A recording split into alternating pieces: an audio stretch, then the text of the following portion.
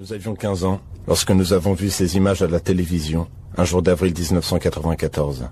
Ces images de barbarie semblaient incompréhensibles. Des Africains se battaient à coups de machette et on nous parlait de haines ancestrales, de massacres interethniques, de guerres tribales.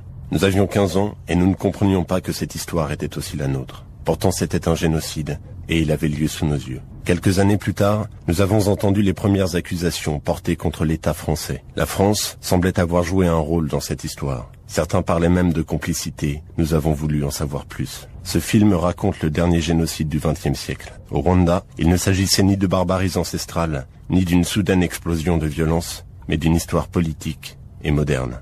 Ces hommes qui massacrent leurs voisins sont avant tout des êtres humains. Nous avons voulu comprendre ce qui était arrivé à l'humanité dans les collines du Rwanda. Dès le début de la guerre, concrètement, des armes sont distribuées à des milices Hutus dans le nord du pays. Il s'agit de militariser et de radicaliser les masses Hutus. Une nouvelle étape est franchie en 1992 lorsqu'Habyarimana organise les jeunesses de son parti en milice. C'est la naissance des Interamwe, ceux qui travaillent ensemble. Par leur tenue traditionnelle et leur esprit festif, les miliciens Interamwe se rendent sympathiques. Ils embrigadent des milliers de jeunes Hutus. Formés et encadrés par l'armée, les miliciens Interamwe constituent de véritables escadrons de la mort, qui terrorisent les Tutsis et les opposants Hutus. Pendant toute la durée de la guerre, des massacres de civils Tutsis ont eu lieu au Rwanda, faisant plusieurs milliers de victimes. Mais en mars 1992, les massacres de la région du Bugesera marquent un tournant.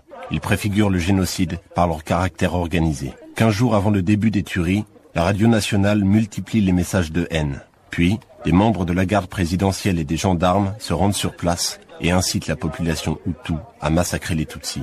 Une nouvelle étape est franchie dans la logique des massacres. Les Tutsis savent désormais que leurs voisins Hutus sont prêts à les exterminer dès lors que les autorités en donnent l'ordre. Les mots sont importants dans ce qui a précédé le génocide, dans la période du génocide et des tueries elles-mêmes, puis dans l'après-génocide. Les mots sont toujours très importants. Le fait d'avoir pu dire, par exemple, je fais une aparté, mais le fait d'avoir pu dire comme ça pendant 30 ans que les Tutsis étaient trop dans la société, qu'ils étaient des cancrelats et qu'il fallait les exterminer, même si on le disait sous forme de blagues, etc., ça avait une importance capitale. Ce que je me rappelle, c'était sur les jambes à raccourcir. On va vous raccourcir les jambes, ou alors quand vous serez plus court, vous serez moins arrogant. J'avais un oncle qui habitait dans Boutarem et à la campagne. Il s'était fait m'acheter. Et les paysans à côté en rigolaient en disant voilà, maintenant qu'il est court, il nous regardera moins de haut, alors que c'était pas... Le régime utilise tous les moyens de communication pour diffuser la haine dans les consciences Hutus. Cette propagande raciste atteint son apogée en août 93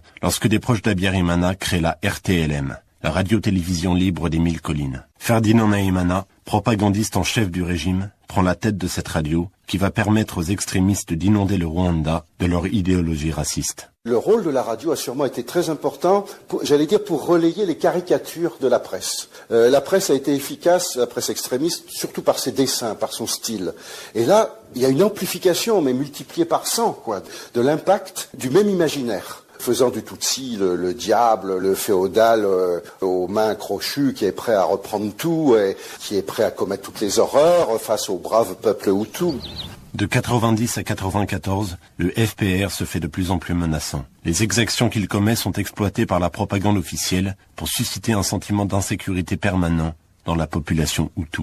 Les propagandistes, les publicistes, les animateurs du gouvernement, certains ont commencé à employer le mot génocide déjà en 91. Mais ce qui est remarquable, c'est qu'ils ont employé le mot génocide pour parler de la possibilité des attaques contre les Hutus. C'est-à-dire, ils ont créé assez vite l'idée que c'était les Hutus qui étaient le peuple menacé. Effectivement, ce qui est fascinant, c'est que parmi les arguments des médias ou des milieux extrémistes Hutus, il y a eu le fait d'attribuer aux Tutsis un même programme. Alors, à ce sujet, il y a eu des papiers très intéressants qui ont été trouvés à Boutaré par Alison Desforges, par la collègue historienne américaine qui a travaillé pour la FIDH, c'est-à-dire documents montrant que des